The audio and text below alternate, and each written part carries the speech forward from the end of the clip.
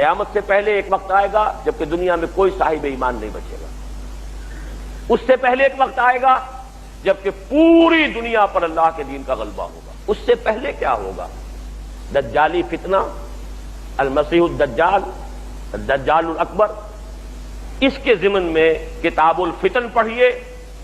اب میں خاص طور پر آپ حضرات کو ادھر راغب کر رہا ہوں، اس لیے کہ ہمارے مدرسوں میں بھی سارا جو حدیث کا درس ہوتا ہے وہ سب شروع کے جو فقہی ابواب ہیں، وضو کے اور نماز کے اور روزے کے اور یہ اور وہ جس میں اختلافات ہیں مسلمانوں کے، سارا وقت صرف ہو جاتا ہے ان پر.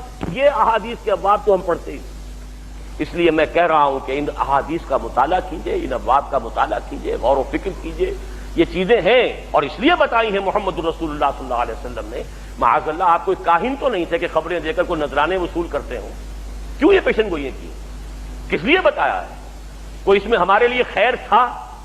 جیسے سنگھائے میل ہوتے ہیں. آپ اگر کسی راستے پر جا رہے ہیں اور آپ کو کچھ دیر کے بعد پھر نشان مل گیا کہ ہاں اب یہ فلاں میری منزل 20 میل رہ گئی ہے، تو ایک تو یہ بھی صحیح پتہ لگ جاتا ہے آپ کو کہ میں صحیح راستے پر ہوں. اس سے پہلے دو راہ آیا تھا، پتہ نہیں سڑک میں کوئی غلط تو نہیں مڑایا. وہ نشان میل جب آتا ہے، سنگ میل جب آتا ہے، تو آپ کو نہ صرف فاصلے کا پتہ چلتا ہے بلکہ یہ بھی یقین ہو جاتا ہے کہ میں صحیح راستے پر ہوں. تو یہ تمام واقعات سنگھائے میل ہیں اور ہمیں اپنی دونوں آنکھیں کھولنی چاہیے، قرآن اور سنت اور قرآن و حدیث کی دو آنکھیں، کہ جن سے ہم ان تمام نشانات راہ کو دیکھ سکیں. اور ہمارے سامنے وہ جس کو اقبال نے کہا ہے چشمہ ہے میری آنکھ کا خاک مدینہ و نجف. میں کہا کرتا ہوں کہ میری جو آنکھ ہے اس کا سرما قرآن اور حدیث رسول ہے صلی اللہ علیہ وسلم.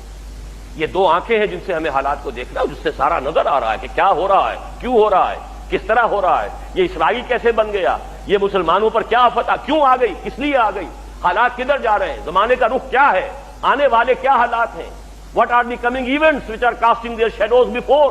ان تمام چیزوں میں بصیرت حاصل کرنی ہے تو آپ کو ان احادیث کا مطالعہ کرنا ہے.